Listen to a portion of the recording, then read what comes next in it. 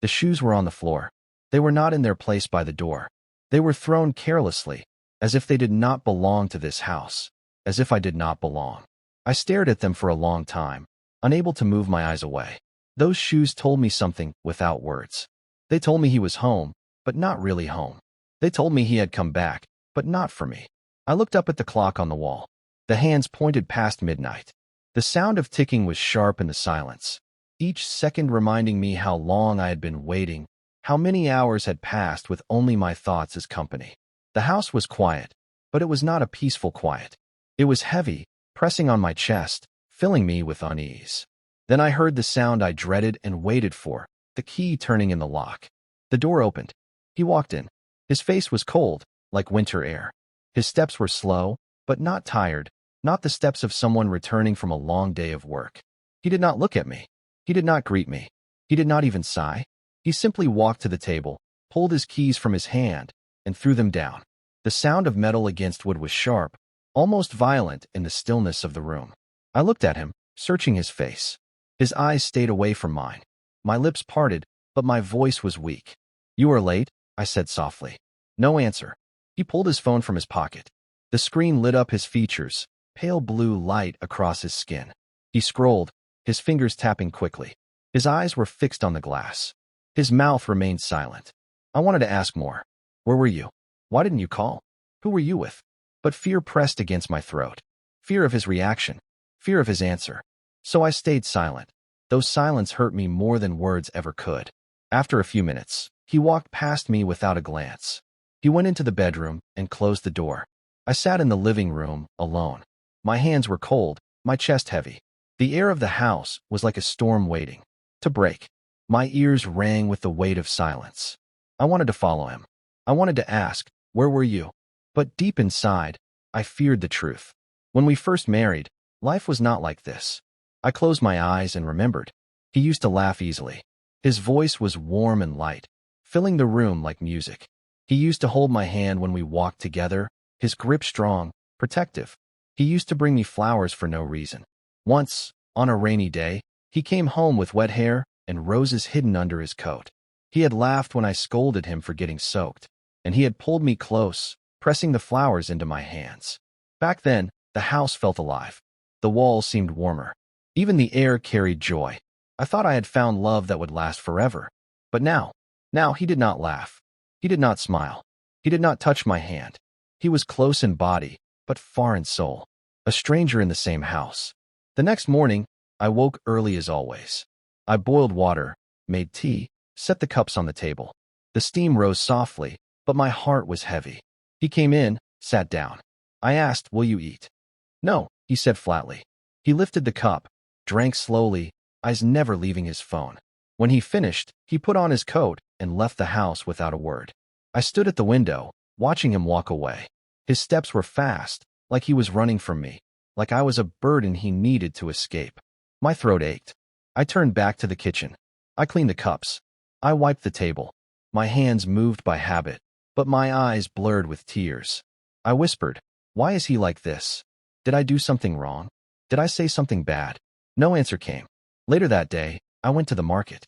I saw couples walking together, laughing as they carried bags of food. A man held his wife's arm gently, guiding her through the crowd. Another man carried all the heavy bags so his wife's hands could stay free. Their faces were full of joy, their laughter filling the air. I felt alone, invisible. I want that simple happiness, the kind that shines through small things. But I felt like a shadow in my marriage, a ghost in my own life. That night, he came home late again. His shirt carried the faint smell of perfume. It was not mine.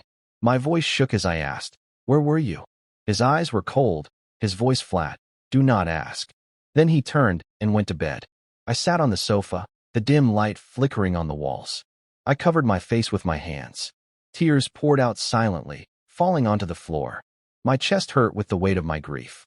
I wanted to scream, but my mouth stayed shut. The next days were the same. He came home late. He did not talk. He ate little, or nothing at all. His eyes were always on his phone. Sometimes, I saw him smile at the screen. That smile cut me deeply, because it was never for me. I began to suspect. Maybe there was another woman. My heart whispered it again and again. But my mouth stayed shut. If I asked, maybe he would leave me. If he left, what would people say? Where would I go? I had no plan. I had no one to run to. The thought of being alone terrified me. One evening, I decided to try. I cooked his favorite food, carefully, with hope trembling inside me. I set the plates on the table, waiting for him to come home. When he arrived, I said gently, "I cooked for you." He looked at the food, frowned. "Why did you make this?" "I am not hungry." He walked past me and shut the bedroom door. I stood by the table. The food was still warm. My tears fell into the soup. I sat down, ate a little, but each bite felt like stone. I thought, am I his wife, or just a shadow in his house? The nights stretched long. I lay awake, listening to his breathing, his back turned to me. I faced the wall, tears soaking my pillow. The bed was wide, but I felt small, lost, alone. Then one day his phone rang. He had left it on the table. I glanced at the screen. A name appeared. A woman's name. The message glowed in front of me. "I miss you." My hands. In my heart. That night, I did not cry. I thought of her words. Life is short. I looked at my hands. They were strong enough to build a new life. My heart was weak, but maybe it could heal. I opened my book. I read the pages of pain. Then I turned to a new page and wrote, "I will not stay in pain forever. I will find a way out." My tears fell, but they were different. They carried hope. When he came home, he asked, "What are you looking at?" "I am looking at my life," I said. He laughed. He did not understand. But I knew. I was close to a choice. I started to save coins from my work. Small but mine. I hid them in a box. I planned quietly. Each day, I whispered to myself, "I am not weak. I am not only his wife. I am me." The fire grew stronger. One Saturday morning, I walked to the park again. The old woman saw me. "You look stronger now," she said. "I want to change my life," I told her. "Then do it," she said. "Do not wait for tomorrow. Do it today." Her words gave me power. That night, when he laughed and said, "You cannot go. You are weak. You need me," I looked at him calmly. "No," I said. "I am not weak. I do not need you." His smile faded. He looked angry, but I was calm. The next morning, I packed a small bag. Clothes. My book. My box of coins. My hands shook, but I kept packing. He was asleep. I looked at him one last time. He looked peaceful, but I knew the truth. He was not my peace. He was my pain. I opened the door. The sun touched my face. My heart raced. Tears came, but they were not fear. They were freedom. I stepped into the street with my bag. I did not know where I would sleep. I did not know what people would say. But I knew one thing. I was free. I found a small room near the market.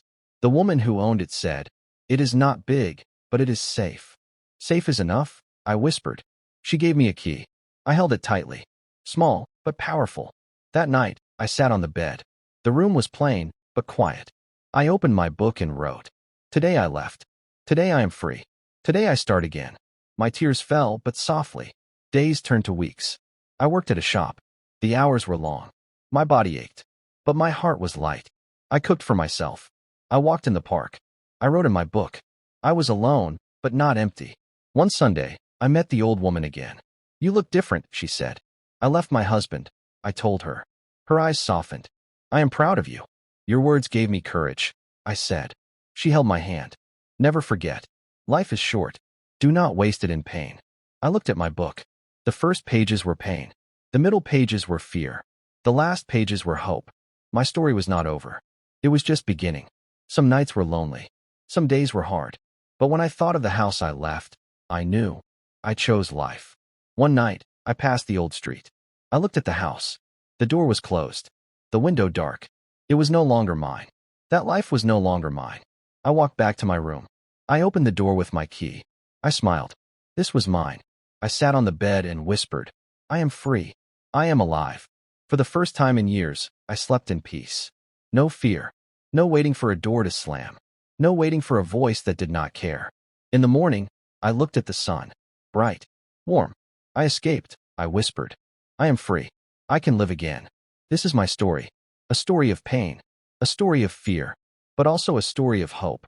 If you are in pain, if you feel weak, remember this. You can be strong. You can leave. You can live again.